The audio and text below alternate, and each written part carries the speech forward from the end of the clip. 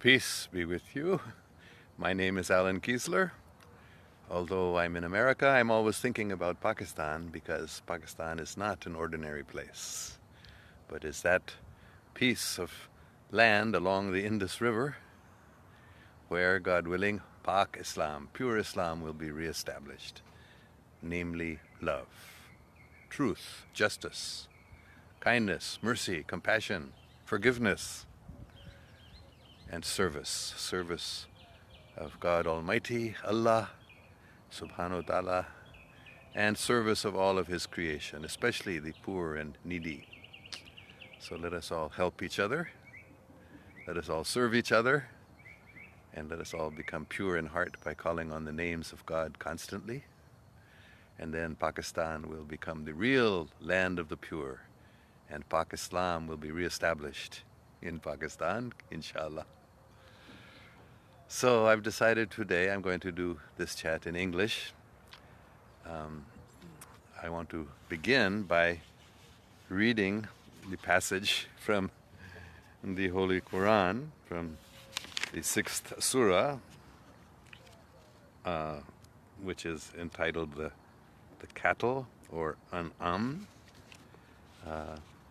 These are passages that I just open randomly. I just pray and I open the Holy Book and I see whatever verse my eyes fall on, and I take that as a special message from God for me for that time. So I didn't get a chance actually to read this and talk about it when I had shared it earlier a couple of days ago. So I'm going to read it now. Very, very important verse, I say.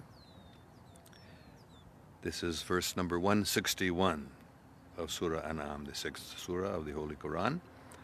Say, verily, my Lord has guided me to a way that is straight, a religion of right, the path trod by Abraham, the true in faith, and he certainly did not join gods with Allah.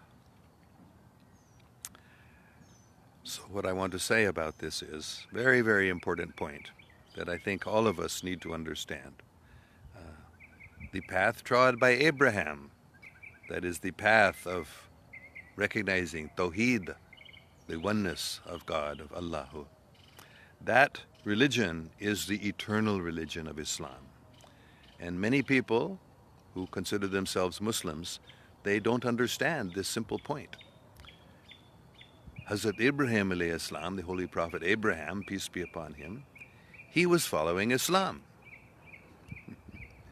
He was following the straight path, Siratul Mustaqim. He was following the same religion that the Holy Prophet Muhammad, peace be upon him, taught. So what does that mean? That means that Islam cannot be limited only to the religion as taught by the Holy Prophet Muhammad, peace be upon him. Islam means the true teaching of God, whatever time, whatever place, by whatever prophet, at whatever country, in whatever language. So in those other languages of other prophets, there are other names of God. Allah is the name of God in Arabic. There are also names of God in other languages. So some people who think of themselves as Muslims, they think and they keep telling me, you should only recite the name of Allah. You should only recite the 99 names of Allah that are given. I think there are more than 99 names given even in the Muhammadan revelation. But there are millions and billions and trillions, uncountable numbers of names of Allah. So what is wrong with chanting other names of God besides these 900 Arabic names of God? I don't know why this idea has become so widespread among people who think of themselves as Muslims. But please try to understand, there's only one God, but that one God has uncountable numbers of names. And if we recite the names of God from these other religious traditions, that is not shirk. No, we are simply glorifying the same Allah using His names in different languages. So that's a very, very important point that I'm afraid to say many people do not understand. Many people who think of themselves as Muslims, as good Muslims, they may pray daily 5 times, they may give zakat, charity, they may have done hajj, they may have full faith, La ilaha illallah, Muhammad Rasulullah. They may do everything that's required. But if they don't understand this point, they have not really understood what Islam is. And especially, I'm not saying anybody must chant names of God from other religious traditions or in other languages. No, I never am enforcing that people must do that. But what I am saying is, if you want to promote love, harmony, and understanding between people of different religions, so-called different religions, for me they're all the one religion, the one eternal religion, Deen, Islam, but they're all parts of that religion. So if you want to promote love and harmony and understanding between people of so-called different religions, then what is the harm in calling on the name of God according to those different traditions? What is the harm in praying to God using the prayers that were revealed in those different traditions? In fact, that is what I have been told. That is what will bring about world peace. World peace will not come, as the great German theologian Hans Kung said, there will be no peace among the nations until there is peace among the religions. So until the people of different religions come together in love and harmony, worshiping God together, using the names of God and the prayers of God revealed in those different traditions, there will not be peace among the religions. There will not be love and harmony and understanding among the people of different religions. This is what I've been told. That's why I'm promoting this practice of reciting the names of God of different traditions together. You don't have to do it if you don't want to, no problem. But if you want to promote this love and harmony and understanding between different religious peoples, and if you want to end the violence, the horrible atrocities that are being committed, people of one religion against people of another religion, then I invite you, certainly don't stop people who are doing it, I invite you also, if you want to do it, to recite the names of God of different traditions together. And these are not names of some other gods, no. These are all names of the one and only God, Allah, who is also known by millions and billions and trillions of other names. Okay, so that's what I wanted to say. Let us understand this example of Holy Prophet Abraham, peace be upon him, is a wonderful example by which anyone can understand Islam is not limited to what many Muslims today think of Islam, that is the teachings of the Holy Prophet Muhammad, peace be upon him. The Holy Prophet Abraham, peace be upon him, he also taught Islam.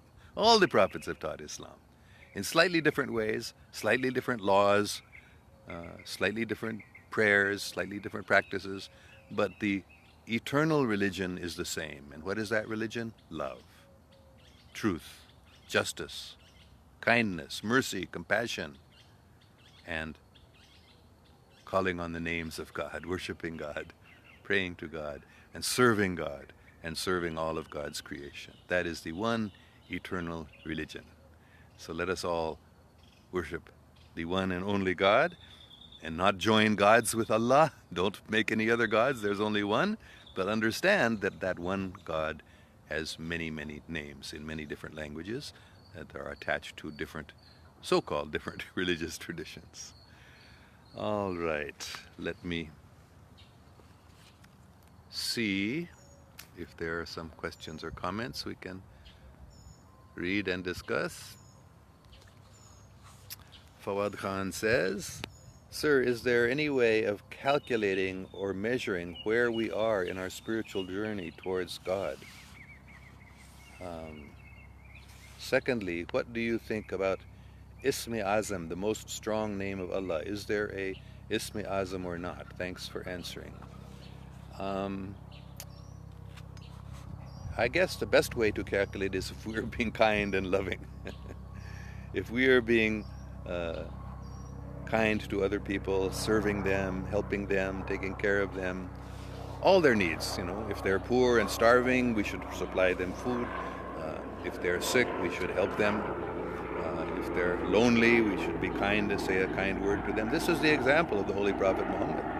He was always going about, especially meeting the poor people and speaking a word of kindness to them. So I would say that's one way.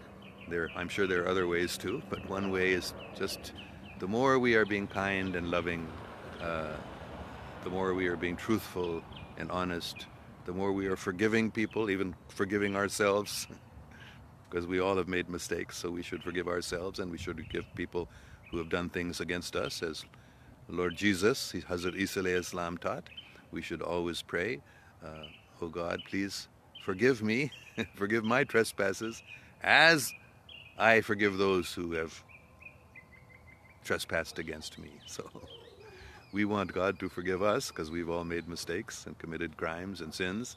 So if we want God to forgive us, then we should forgive other people who have done something against us. So that is the way to measure if we are being loving, truthful, kind, forgiving. And that is, for me, the best way to calculate where we are in our spiritual journey. The more we become loving and kind and truthful and honest and just, the more we remember God and serve Him and remember people who are in need and serve them, the more advanced we are on our spiritual journey towards God. And what do I think about the Ismi Azam, the most strong name of Allah? Is there an Ismi Azam or not? I think there is. There must be. Claim to know what it is, but I believe there is, yes. That's what we've been told, that there is an Ismi Azam, but it had not been revealed, I guess. I don't know what it is. Akhlaq Hussein, China's new target is Kashmir. It will be taken very soon. You keep on talking about peace. I'm not sure if you mean that China is going to take over Kashmir. I don't think so. Halal or haram kya hai? Shafqat Watu says. What is halal and what is haram? Halal means that what is permitted. Haram means that's what is forbidden. That's all. Whatever is permitted by God in Holy Scriptures, that is halal, that is permitted, and whatever is forbidden by God in the Holy Scriptures, that is haram. Shafqat Watu, pork is halal or haram? Well, very clear in the Muslim and the Jewish traditions that pork is haram. In other sharias, in other religious laws, there are other products, food products, that are also called haram or forbidden in those systems. So there's not one universal system, different systems of religion, because people live in different circumstances. So therefore, according to the laws of any particular revelation, there are certain things that are forbidden, they're called haram, and certain things that are halal, that means they're permitted. Okay, Sudhir Ahmed says, Assalamu alaikum, respected Baba Ji. My question is, Allah Almighty says in the Quran that Allah guide whom He will, and whom Allah doesn't want to guide, no one can guide him. It means those who are not guide, they are not at fault. It's Allah's will. Then where is the disposal of human being? Please guide me in this regard. I think you've asked a question similar to this before, and I did answer it. I'll give the same answer, that Allah has given us free will. So that means we can choose ourselves whether we want to turn towards God or turn away from God. So who does God guide? He guides those who want to be guided, who make their free choice. They want to be guided, God guides them. And those who don't want to be guided, Allah does not guide them, and no one can guide them. So you can't blame Allah if people turn away from Him. That's their own free choice. I think you've misunderstood what this Quranic passage means. It doesn't mean that God intentionally, by His own choice, is not guiding some people because of no choice or no fault of their own. No, it's because of their own choice that they don't want to be guided by Allah. They have other desires. So He doesn't guide them because they don't want to be guided. It's their own free choice. Don't think that Allah would refuse to guide anybody. Allah guides everyone. But those who don't want to be guided, He doesn't force Himself on them. He doesn't guide them. And if they have determined they're not going to be guided by Allah, they're going to turn away from Allah, and they're stubborn in that, then no one can guide them. Ayesha Khan, Assalamu alaikum sir. Sir, आपको मेरे सवाल नहीं मिले थे, तो आज मैंने फिर से आपको messenger पर messages किया है. Sir, please check कर लें. Waiting for your reply. Okay, I think last time I looked for it. I couldn't find your messages on Messenger, but I will try again. I will Your name is very easy to remember, Aisha, the beloved wife of the Holy Prophet, and Khan, the great, the great Pakhtun people. I will remember your name, Aisha Khan, and I will look for your message. Okay. Ismatullah Chima, Subhanallah, Haq keh rahe ho. Shukriya.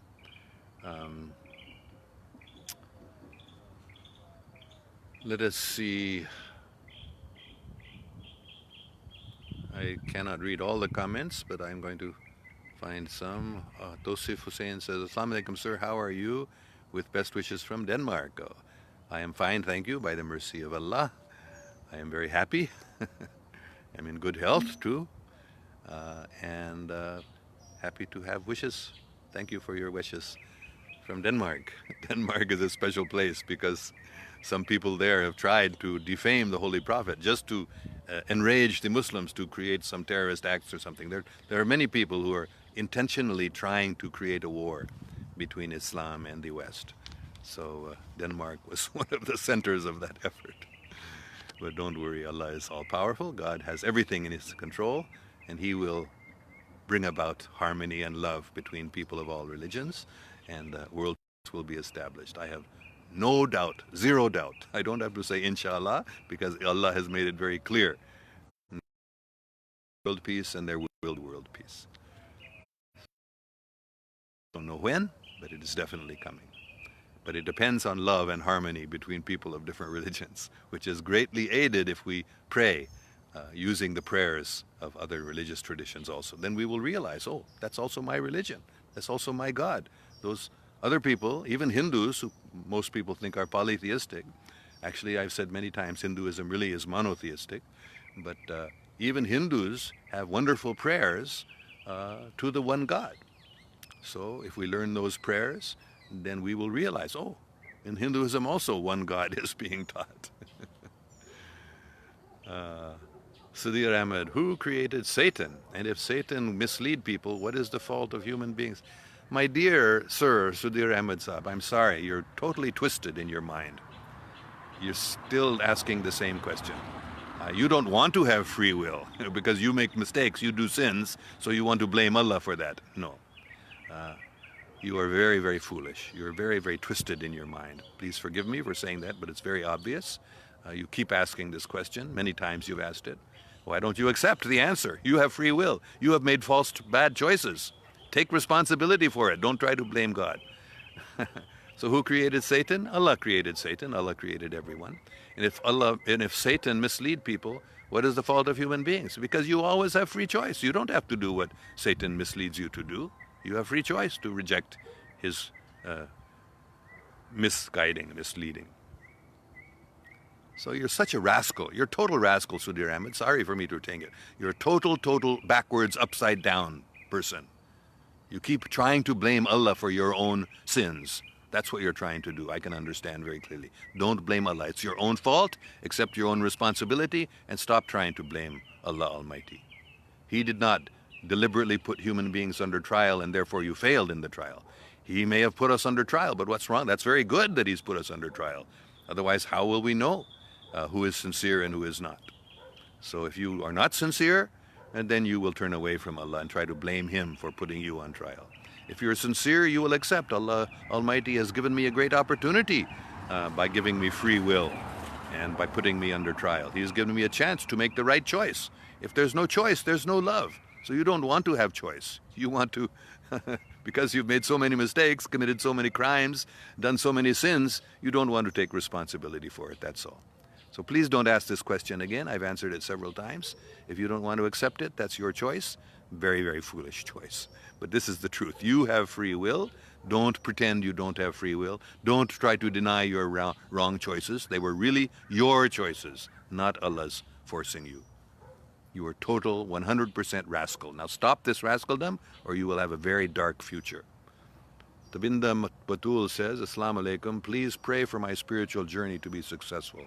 I'm a physically challenged lady and I'm searching for a spiritual teacher. I can't travel. How do I find them? Thanks. It is every religious tradition that I am familiar with, which is when you really are sincere and you want a spiritual teacher, God When the disciple is ready, the master appears. That is the saying. So just be sincere, pray, and God will enable you to find your spiritual teacher. Don't worry. Just keep praying and keep being a good person, being kind to other people, serve the needy especially, and serve everyone. So even animals, the Holy Prophet Muhammad, he was kind to animals. He would help them too. What to speak of human beings. So please help your friends and neighbors, and God will be pleased with you, and He will give you a spiritual teacher. It all depends on your sincere desire. If you have a truthful, sincere desire for a real spiritual teacher, you will get one. But if you want a spiritual teacher who will say, okay, it's okay, do what you want, no. Muhammad Ilyas Niazi says, what are your thoughts?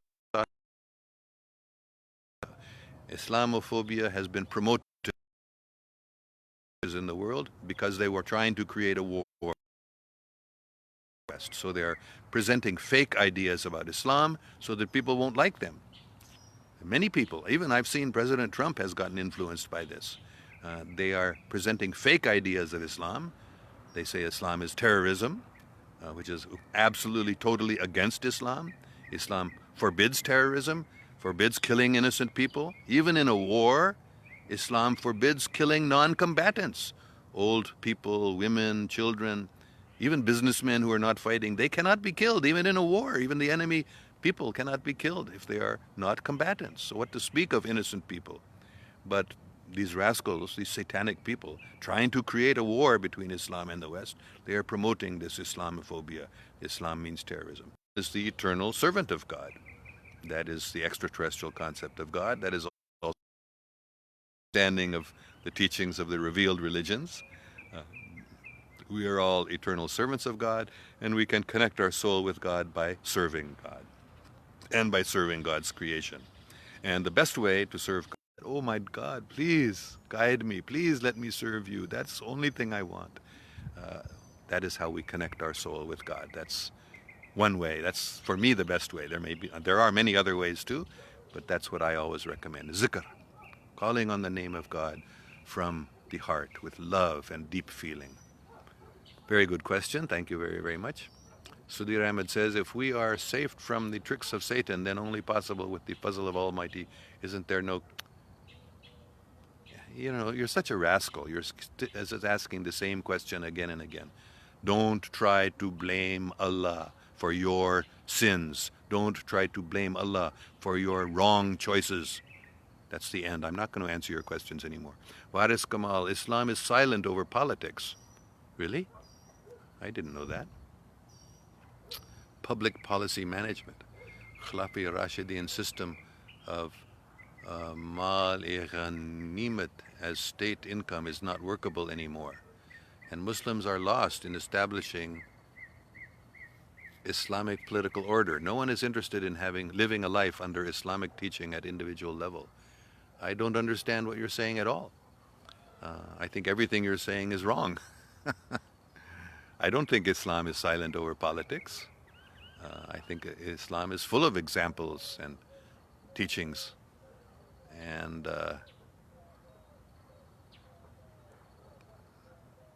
Muslims are lost in establishing Islamic political order. That may be true, but that's not because of any fault in the Islamic political order. It's because Muslims are not understanding it properly. No one is interested in living a life under Islamic teaching at individual level. Maybe you are not, because you want to drink alcohol. I don't know why you find it difficult to live under Islamic teaching at individual level, but many people are, very faithfully, and they want to. They want to do it more and more, so I don't know why. I don't understand what you are saying. I think you don't understand the Islamic teaching at the individual level, or certainly over the Islamic teaching on politics.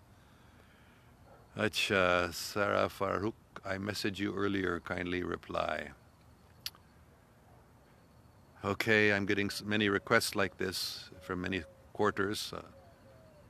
I will try to reply. I can't do all of them, but I'll try to remember your name also and look for your message.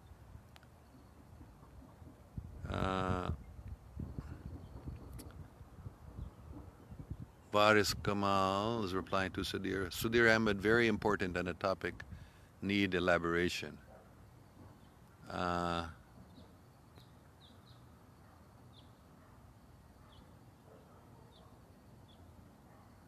So you're referring to this issue about trying to blame Allah for our wrong choices, huh? This is very, very, and I don't know why people, I do know why people, because I remember when I was young, I once had the same question that, how did I word it? That if God is all powerful, God is in control of everything, then why are we to blame if we do something wrong? Right? But the answer is very simple. I don't know why you can't accept this, all of you. Why, Mr. Varis Kamal, you said a very important topic, need elaboration. It's very, very simple. What elaboration it needs? God has given us free will. Every religion teaches that, and it's true. You have the choice, whether you want to turn to God or turn away from God, whether you want to serve God or you want to serve your own selfish desires. You have that choice at every moment. God has given you that freedom. God has given you that ability to make that choice. That's your own free choice. Why are you trying to blame Allah one way or the other for your wrong choices? No, He has given you free choice. It is entirely your freedom to choose. He doesn't force you one way or the other. If you don't want to be good, if you want to commit sins, if you don't want to be kind and loving, you want to be selfish, that's your choice. And if that's what you want, then Allah will guide you. If you want to rob a bank, Allah will give you the intelligence how to rob a bank. That doesn't mean Allah is making you rob the bank. It's your own decision. It's your own desire. It's your own choice. So please don't be foolish like this Sudhir person, Waris Kamal Sahib. It's very simple. It doesn't need any elaboration. It's very simple. We have free will. You don't want to accept that. That's your choice. Hurrem Sultan Hanif says, please pray for me. Oh God, please bless Hurrem Sultan Hanif to come closer to you. That's the best prayer. Kushal Beg, Assalamu alaikum. Can you say some words for innocent Kashmiri people? I've said many, many times, don't worry. You will get your freedom. Kashmiris will run their own internal affairs 100% on their own. India and Pakistan will not interfere in the Kashmiris running their own internal affairs. The external affairs of Kashmir will be run by India and Pakistan, working together with the Kashmiri people, of course. That's because India is not willing to let Kashmir go, and Pakistan is not willing to let Kashmir go. So Kashmir will become a part of India and a part of Pakistan, both. And Kashmiri people will vote in the elections of both the Indian parliamentary members and the Pakistani parliamentary members. So the sacrifices that the innocent Kashmiri people are undergoing now, the horrible atrocities that are being committed against you, that will end soon. In fact, a very famous statement, it's there in many religions, the same idea, that every drop of blood of a martyr produces another great soul who will give their lives also for the truth of Islam, for the truth of surrender to God, for love and justice. That is a fact. So all the sufferings that the Kashmiri people are undergoing now, all the atrocities they're suffering from, those are the seeds of love, the seeds of truth and harmony that will happen not only in Kashmir, but largely by the sacrifices of the Kashmiri people, and of course all good people who are making such sacrifices. World peace will come. And Kashmir will again become the most beautiful place in the world, the garden of paradise on earth. That's what it used to be. I was a child, how old? I can't remember my exact age, but when I was a child, my family went to Kashmir. And we were there on the beautiful Dal Lake on a boat, on a houseboat. And the most beautiful experience. Beautiful mountains and glaciers. We went hiking up to Palgam, and it will come again. Kashmir will again become that beautiful garden. When will it happen? Not very long, don't worry. I don't know exactly when, but when India and Pakistan end this fighting, when the Indian people get rid of their satanic government and accept that the Pakistani government, which must become pure too, when the Pakistani government becomes pure and the people of Pakistan, especially the Sikhs and the Muslims, come together in love, the people of India will see this and they will realize their government has been misleading them, and they will reject that idea, the Hindutvavadi idea, that everyone should become Hindus, just like Muslims think everyone should become Muslims. Those Hindutvavadis think everyone should become Hindus. So when the Indian people realize that this Hindutvavadi teaching of their government is fake, it's not Hinduism, it's a false teaching, they will reject that government, and then a better government will come in which will establish love with Pakistan. And Kashmir, more than 20 years ago, told by Kashmir, baise nafrat nahi, balki baise mohabbat. So Kashmiri people looking to the future should be very happy. This horrible present situation where so many zulm, so much atrocity, so much injustice is being perpetrated on the Kashmiri. Look up to the distance, you will see this sacrifice that you are suffering from now will become the cause of love, will become the cause of world peace, inshallah. Okay, Munazza Naqvi says, what do you think about Qadiani religion?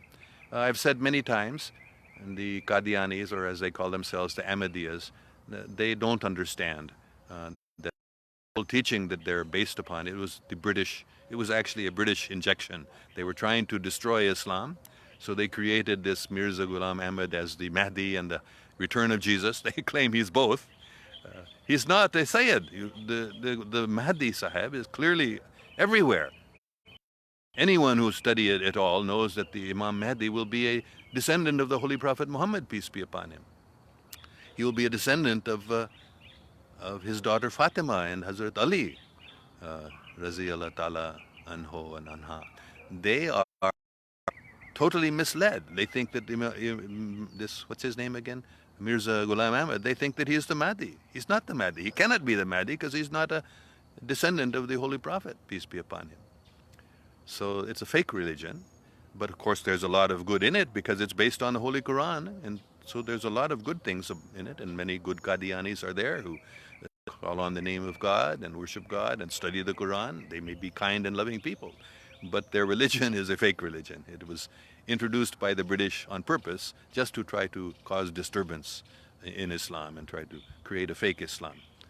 They've done that all over the world to every religion, and other places also they've introduced Islamic teachers. That was the British policy. So unfortunately, I'm sad to say this, I hope I don't hurt the feelings of any Ahmadiyas, but this is the fact. You should understand the truth, that Mirza Ghulam Ahmad was a British asset. It's obvious. He said the British government in India, that is the Islamic government. He called that a true government of Islamic government.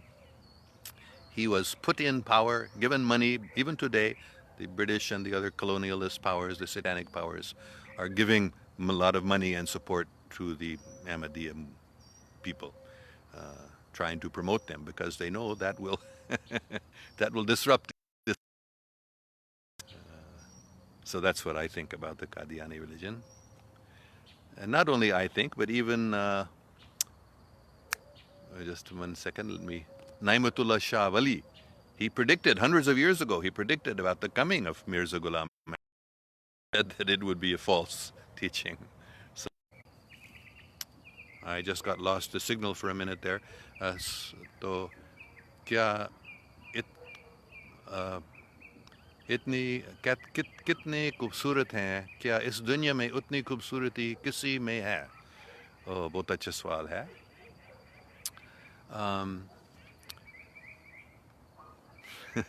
मैंने इस दुनिया में किसी को नहीं देखा जो हज़रत मोहम्मद सल्लल्लाहु अलैहि वसल्लम जैसे बहुत ही खूबसूरत हैं, लेकिन मैंने दूसरी रूहानी शख्सियत को देखा जो मैं कह रहा हूँ उसके बराबर हैं. मेरे लिए, मैंने कभी पहले ये खुला नहीं बताया लेकिन मैं अभी आपको हकीकत बता रहा हूँ. मैंने राधा कृष्णा को देखा और राधा बहुत ही खूबसूरत थी, उसके बराबर मेरे लिए, क्योंकि मैं मर्द हूँ सर, इसलिए औरत मुझे ज़्यादा खूबसूरत लगती है. लेकिन राधा के बराबर मैंने कभी किसी भी खूबसूरती को नहीं देखा है, लेकिन कोई मर्द को मैंने नहीं देखा जो हज़रत मोहम्मद सल्लल्लाहु अलैहि वसल्लम से ज़्यादा खूबसूरत है। शायद उसके बराबर हो सकता है। श्री कृष्ण भी बहुत खूबसूरत, मैंने उसको देखा, मतलब वो ख्वाब में नहीं था, वो ज़ियारत नहीं था, मैंने मेरे सामने देखा उनको बाहर जैसे मैं इन पत्तों को देख रहा हूँ, इन फूलों को देख रहा हूँ, मेरे इन आंखों से, इन्हीं आंखों से मैंने राधा और कृष्ण को देखा। तो राधा बहुत ही खूबसूरत थी, मैं उसको बता भी नहीं सकता वो कितनी खूबसूरत थी। मुझे माफ़ करना अगर किसी को तकलीफ हुआ है इस बात से, लेकिन ये हकीकत है। Kamran Umar, what is your stand on interest taking? It is satanic. This whole interest system is created by satanic bankers, banksters I call them, just in order to enslave the whole world by giving loans, and then we cannot pay back the loans. So we cannot give even the interest, so then they can dictate to us, okay, you do this structural adjustment. So interest is haram, definitely. It is not only in Islam. Tahir Mahmud, what Prophet did with people of Mecca, we have to follow those teachings. He did not kill people based on belief or worshipping of idols. Rather, he kept preaching. It's a very nice point, yes. And a very other important point, the people of Mecca who were Christians and Jews, he let them keep their religion. Even he let the pictures of Hazrat Isa alayhi Islam, Jesus, and Mother Mary, he let them keep those pictures in the Kaaba when he removed all of the idols. So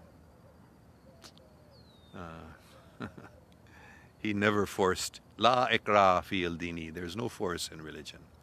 Rather, we should very humbly preach. But even better than preaching is set our own example. Be kind and loving and truthful. That is the best preaching. Tahir Mahmood, Assalamu alaikum. Should I share my cell number here or should do DM so that you can contact me when you are in Islam? I won't be able to contact everyone who gives me their number, but I will announce on my Facebook page when I'm coming to Islamabad. Kamran Umar, life is a test. Yes, definitely, life is a test. If God had not given us free will, what would be the meaning of a test? Life is a test, whether we will choose to turn to Allah and follow His teachings, or whether we will choose to turn away from Him and follow our own selfish desires. That is true. Life is a test. That means we have free will to choose. If it weren't a test, how would our free will choice be known? Muhammad Umar, Tahir Mahmood, you can reject one's belief, but you can't harm them. The only thing we can do is to educate them, okay? Tahir Mahmood says, Muhammad Amar, that's what I was saying. Okay, very good. Umair Khan, Assalamu alaikum, uncle, how are you? I'm fine, thank you. By God's mercy, I'm in good health. Munaz Anakwi, how can I have a spiritual mentor? Pray. Pray and make your heart pure. And when you are ready to sincerely follow a spiritual mentor, then you will get one. That's the law, a universal law. So you have to be sincere, though. Otherwise, you won't get a good spiritual mentor. If you're not sincere to follow and surrender to the will of God and the law of God, then God will give you a fake spiritual so-called mentor. And if you're sincere, you really want the truth, and you're willing to surrender everything, then God will give you a spiritual mentor who will teach you how to surrender. But if you don't really want to surrender, you won't get a spiritual mentor. So it all depends on your sincere desire. Tahir Bukhari Syed says, hi, salams alaikum. I'm from occupied Kashmir. We are suffering so much. Yes. We want freedom, inshallah. We will get it one day. Yes. I have no doubt at all you will get freedom one day. As I've explained many times, Kashmiris, you will run your own internal affairs, and you will become citizens of both India and Pakistan at the same time. And you will be the cause of love between India and Pakistan, and peace between India and Pakistan and the entire world.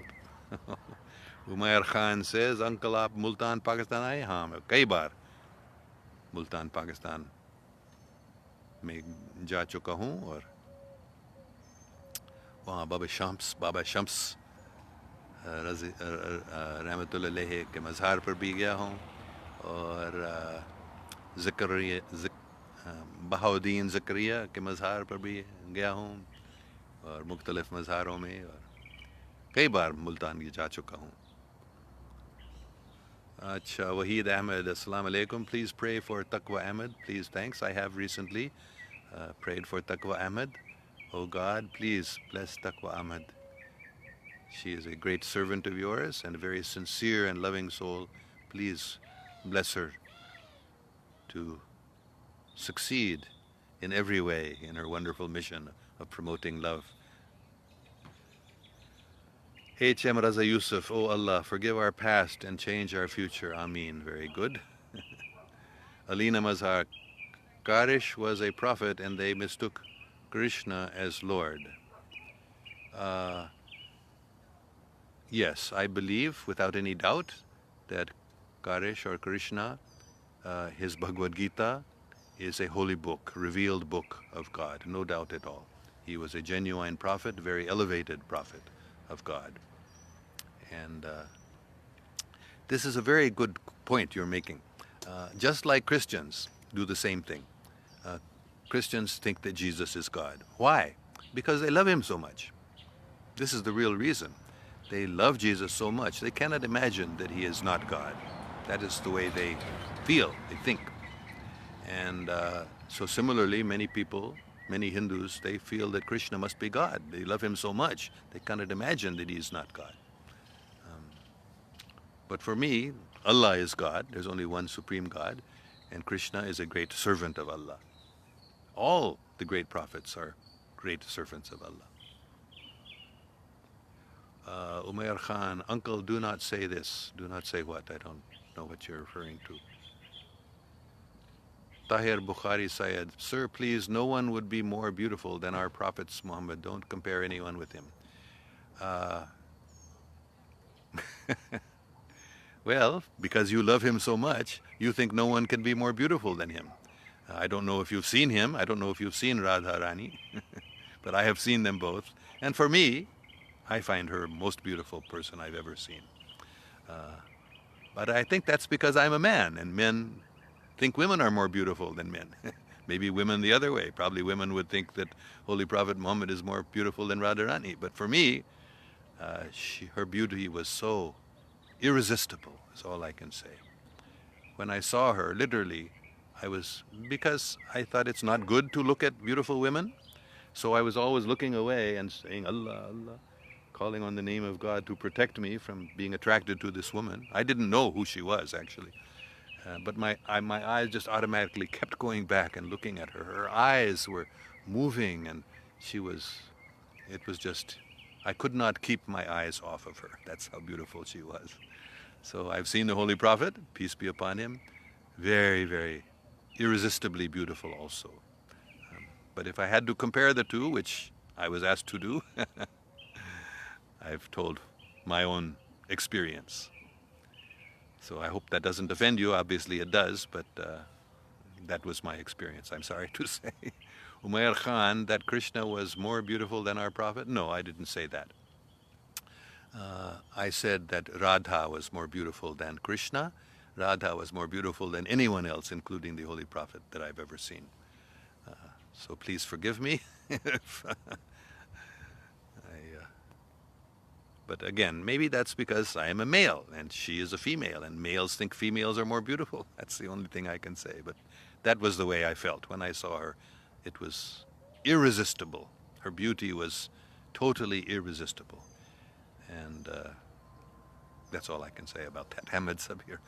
As all the prophets and messengers preached the concept of peace prescribed by Allah, and undoubtedly they and their true followers were Muslim, then what is the basis of terming Ibrahim alayhi salam as the father of Muslim Ummah?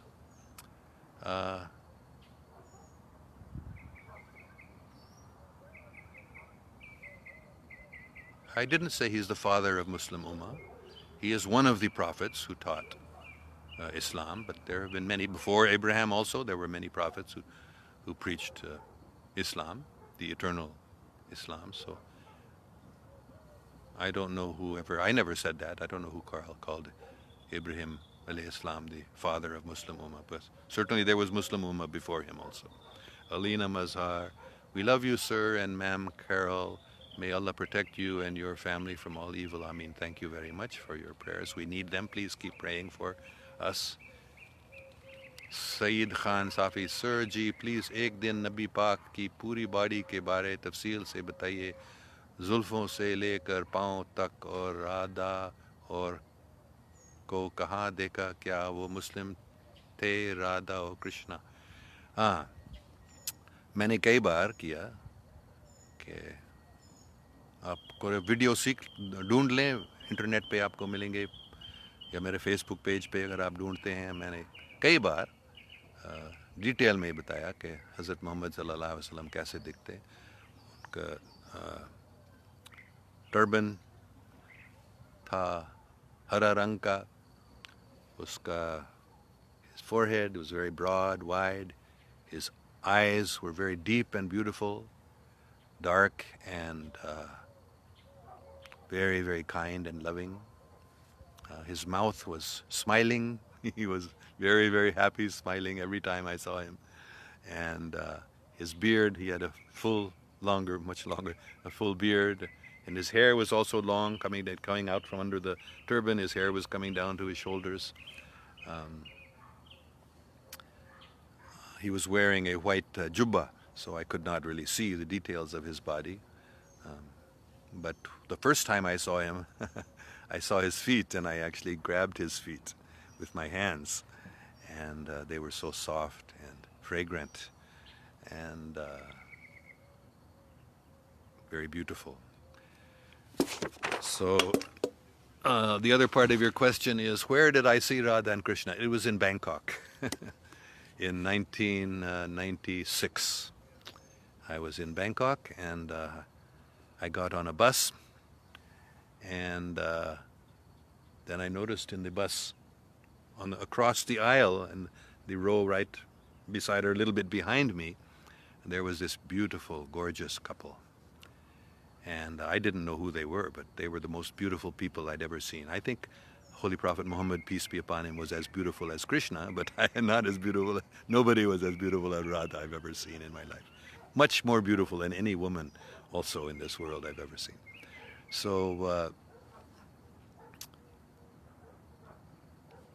it was in Bangkok on a bus.